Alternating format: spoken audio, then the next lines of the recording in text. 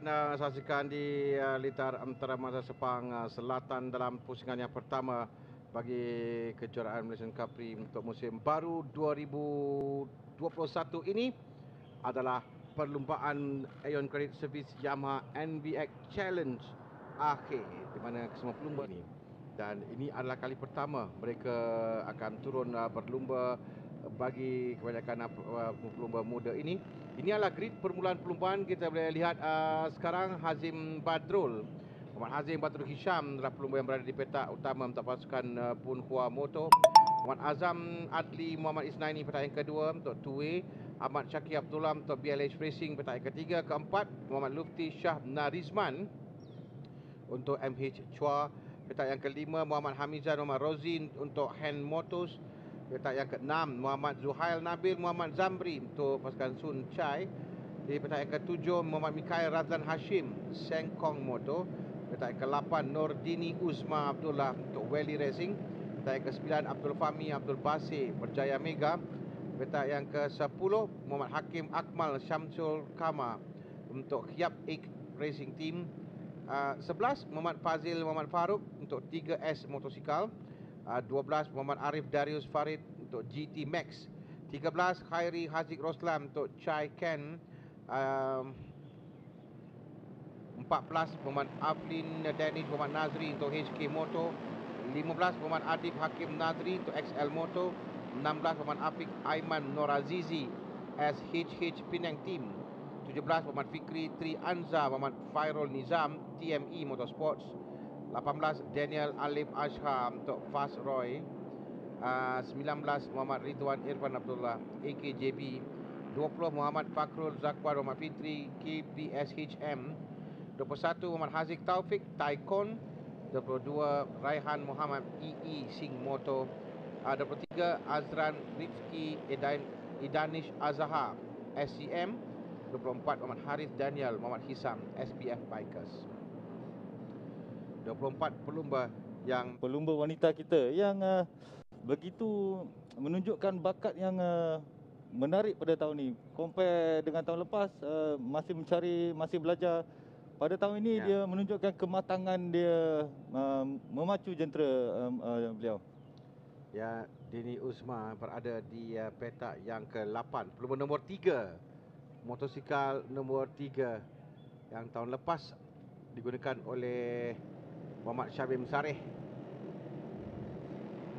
5 pusingan untuk mereka dan sekarang ini dilepaskan bermula menuju ke laluan lurus ke selekoh yang pertama di litar antara Masa Sepang Selatan yang agak panjang menuju ke selekoh yang pertama.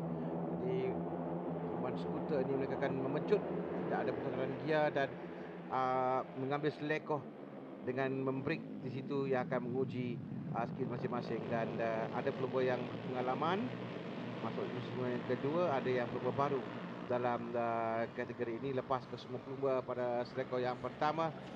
Dan selekoh yang ketiga yang kita sekarang sedang menuju adalah tempat yang sesuai untuk pelumba, untuk mereka meminta pelumba di hadapan. Kita lihat kerana selekoh yang agak perlahan dan mereka perlu untuk berhati-hati sedikit. Ada pelumba yang tahu bagaimana untuk menggunakan selekoh ini untuk berada di hadapan.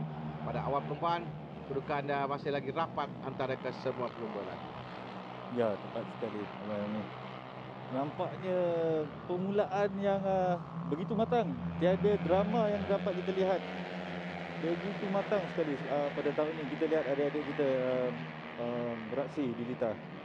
Ya, tadi kalau Lan cakap pasal Nordini tu, dia hanya 5 mata saja diraih pada musim lalu. Dan pengalaman dia berlumba sepanjang satu musim bolehkan digunakannya untuk musim ini pada sesi kelakan bukan masa yang baik. Tapi kita lihat pada pusingan percubaan akhir ini, amat satu pusingan kedudukan Nordini tempat yang ke-6. Di tempat yang ke-6 kedudukannya dalam kelompok hadapan. Ini adalah kedudukan yang baik untuk Dini, tapi lain-lain pelumba juga. Kelompok yang sangat besar, ada 10 pelumba. Wow, terjatuh kerana seorang pelumba dan nampak kerana motosikalnya tadi tersangkut dengan motosikal di hadapan. Oh. Tadi dua pelumba yang telah pun terkeluar dari perlumbaan. Oh, sayang sekali. Untuk turn yang pertama yang memang Ya. agak teknikal sedikit dengan kelompok yang besar. Oh, terlepas kaki dia. Dia memang kalau kita lihat tadi mereka ni pelumba muda. Sekali lagi kita saksikan ya, di selekoh yang pertama dia belakang terjatuh dari awal lagi. Itu adalah pelumba nombor 3. Adini yang terjatuh. Hah? Ya, nombor 3. Kalau tak silap saya nombor 3 yang terjatuh. Kita akan lihat balik nanti. Alah sayangnya. Kalau tidak silap saya pun tak pernah nampak nombor ni kerana mematikan nombor pada motosikal. Dan terjatuh lebih awal sebelum sampai ke selekoh dan dia tersangkut dengan motor di hadapan. Itu menyebabkan dia terjatuh tadi. Dan teruskan lagi dengan nombor di hadapan yang saya kata dia agak rapat kedudukan mereka, tapi mulai renggang sedikit masuk ke pusingan yang kedua ini. Kita lihat keputusan nanti siapa yang terjatuh, kita akan tahu bila kedudukan pelumba sampai. Ya, betul, nombor 3 Nordini Uzma yang sayang. terjatuh. Sayang sekali. Dan pelumba di hadapan sekarang Mikael Razan Hashim yang berada di hadapan di tempat yang pertama. 0.3 saat dia hampir kerana tidak ada pelumba di belakang yang itu mungkin tadi terjatuh tadi. Mereka perlu untuk memilih selekoh dengan baik kerana tidak ada gear dan membreak dengan tepat sambil untuk mengelak pelumba tepi kerana kelompok yang agak besar yang kita saksikan.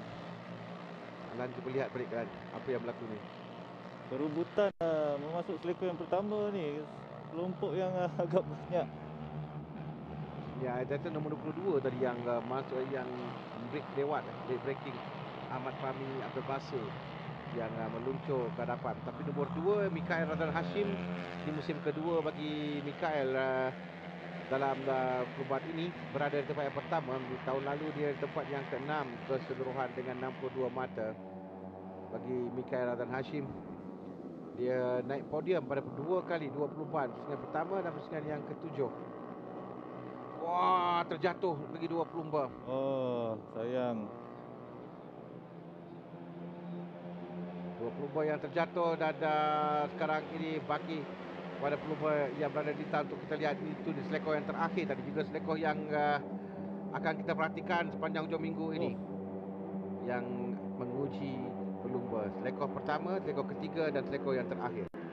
Itu adalah tempat yang mana agak krusial bagi pelumba-pelumba ini. 9 adalah Hamizan Muhammad Rozi yang meluncur masuk di bahagian dalam. Nombor 5 Arif Darius Farid. Tidak, 2 pelumba yang di belakang mungkin berlanggar sama sendiri. Salah seorang offside daripada bahagian dalam dan dia offside dan dibawa sekali. Ya. Kedudukan sekarang ini 2 pusingan lagi akan ditamatkan dengan masih lagi Mikael Razan Hashim mempertahankan kedudukan di hadapan dia dalam musim keduanya. Biasanya dalam perlumbaan one mix seperti ini kita akan lihat pelumba yang musim kedua jika akan ada sedikit kelebihan dalam 1, 2, 3 pusingan pertama, mereka akan mendahului sebelum dikejar oleh pelumba yang musim pertama dalam kejuaraan ini, terutama bagi pelumba yang tidak ada pengalaman langsung dalam perlumbaan dan mereka melalui proses pemilihan. Terjatuh seorang lagi pelumba low side. Sayang sekali. Yang itu adalah 21 Muhammad Faruk yang terjatuh. Tapi saya pernah bertanya soalan ini dulu kepada Eli yang pernah berlumba skuter. Kerana dia katanya ketika di selekoh tu memang tak ada gear kan. Jadi nak break atau yang bahayanya speed yang agak tinggi. Ya. Itu ya, rider perlu berhati-hati untuk mengawal jentera. Terutama di tahap besar macam ni, mereka akan muncul laju untuk mereka kejar pelumba di hadapan sampai di selekoh, lambat membreak dan gagal untuk kawal dan mereka senang untuk jatuh. Dan pengalaman sangat penting, imbangan sangat penting dan tahu untuk bagaimana untuk membreak ketika di selekoh. Dan pada ketika kali ini Adib Hakim Nazri merupakan masa yang terpantas di tempat yang ke-6. Dan hakim di tempat pertama saya masih lagi kekal di tempat pertama. Ini adalah nombor 21 Azil Muhammad Farouk. Sementara di hadapan kita pusingan akhir. Satu pusingan lagi akan tamatkan. Mikhail Razan Hashim yang nampaknya dikejar oleh Lutfi Shah Narizman. Mikhail Razan Hashim akan cuba untuk mendapat kemenangan pertamanya daripada musim lalu lagi, kerana dia dua pelumba, kerana Lutfi Shah Narizman berada dekat dengan Mikhail Razan Hashim. Mikhail Razan Hashim yang tadi selesa satu saat di hadapan mungkin memperlahankan sedikit kerana menjagakan kedudukannya selamat. Dan sekarang ini kita ada 3-4 pelumba menuju ke garisan pertama. Sekarang ini Mikhail Razan Hashim yang berada di hadapan bersebelahan dengan Lutfi Shah Narizman untuk sampai ke garisan. Saya rasa Lutfi Shah Narizman yang berjaya untuk menewaskan. Sepanjang perlombaan ini Mikhail Razan Hashim berada di hadapan. Sayang sekali. Sayang sekali. Di minit-minit akhir di garisan pendamat yang mendapatkan tempat pertama. Ya, betul. Mungkin pada ujung-ujung tadi kita lihat Mikhail agak perlahan sedikit kerana dia berada jauh di hadapan sebelum itu. Tapi bagaimana Lutfi Shah Narizman mengejar dan sampai ke garisan pendamat untuk tempat yang pertama. Nombor 10 yang bermula di petak yang keempat yang berjaya memenangi perlumbaan ini. Tempat yang kedua adalah Mikhail Razan Hashim yang bermula di petak yang ke-7. Dan tempat yang ketiga Hamizan Muhammad Rozi yang melakukan masa terpantas pada pusingan terakhir ini. Tempat yang ketiga Lutfi Shah Narizman, Mikhail Razan Hashim, Hamizan Muhammad Rozi. Ini keputusannya. Lutfi Shah Narizman, Mikhail Razan Hashim, Hamizan Muhammad Rozi, Azam Adli Umar Isnani 5, Arif Darius Farid 6, Adib Hakim Nazri 7, Ahmad Syakir Abdullah 8, Muhammad Zuhair Nabil Muhammad Zamri. Tempat ke-9 Daniel Alif Ashar, 10 Apik Aman Norazizi, 11 Adlin Danish Muhammad Nazri, 12 Hairi Haziq Roslan, 13 Muhammad Fitri Tri Anza Muhammad Farul Nizam, 14 Muhammad Rizwan Irfan Abdullah, 15 Fazil Farouk, 16 Nurdini Uzma Abdullah. Dan seterusnya lain pelumba yang tadi yang gagal menamatkan perlumbaan pada kali ini.